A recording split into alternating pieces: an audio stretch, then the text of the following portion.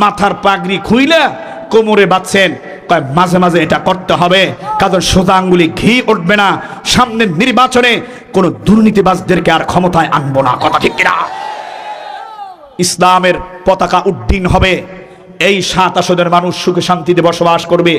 এরকম কত কত প্রোগ্রাম হবে, দিনী প্ল্যান প্রোগ্রাম বাস্তবায়ন হবে, জনগণ তার ভোট ভাতের অধিকার আদায় হবে, এবং আপনার সরকারি তরফ থেকে যান বাজেট হবে, এটা আপনারা সুন্দরভাবে আপনাদের প্রাপ্য পাওনাগুলি আমাদের আলহাজ আব্দুর রহমান সাহেব পাই টু পাই হিসাব করে বুঝিয়ে দেবে। ওনার তো পেটে খিদে নাই, ওই কাজ তো জীবনেও করবে না। এই শুনেন বাজান, চুরি শেষরামি বাটপারি সিটারি করার নিয়ত আপনার আছে নাই?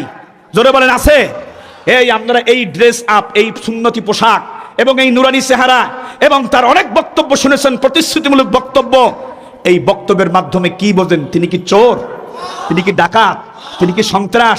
তিনি কি ধান্দাবাজ? তিনি কি চান্দাবাজ? নয়, জনগণের সেবক হয়ে আপনাদের পায়ের জুতা সোজা করে দিয়ে কাজ করতে চায়, পাশে থাকতে চায়। এমন প্রার্থী আমাদের লালবাগ 7 আসনে আল্লাহ পাক দান করেছেন। ওনার ডানে বামে সামনে পেছনে থেকে দিন প্রতিষ্ঠার সংগ্রামে হাত পাকাকে বিজয়ী করার জন্য ইনশাআল্লাহ আমরা কারা কারা তৈরি আছি? লিল্লাহে তাকবীর, লিল্লাহে তাকবীর। আলহাজ আব্দুর রহমান সাহেব আপনি এগিয়ে চলেন। আর এর নাম কি? হাজী হাজী আলী আকবর সাহেব, লিল্লাহে তাকবীর। আলহাজ আব্দুর রহমান সাহেব আপনি এগিয়ে চলেন। এই হুদাইটা কলে পুরা লালবাগবাসী তোমার সাথে। আলহাজ আব্দুর রহমান সাহেব আপনি এগিয়ে চলেন। ঢাকা 7 আসনবাসী আপনার সাথে। নারায়ে তাকবীর।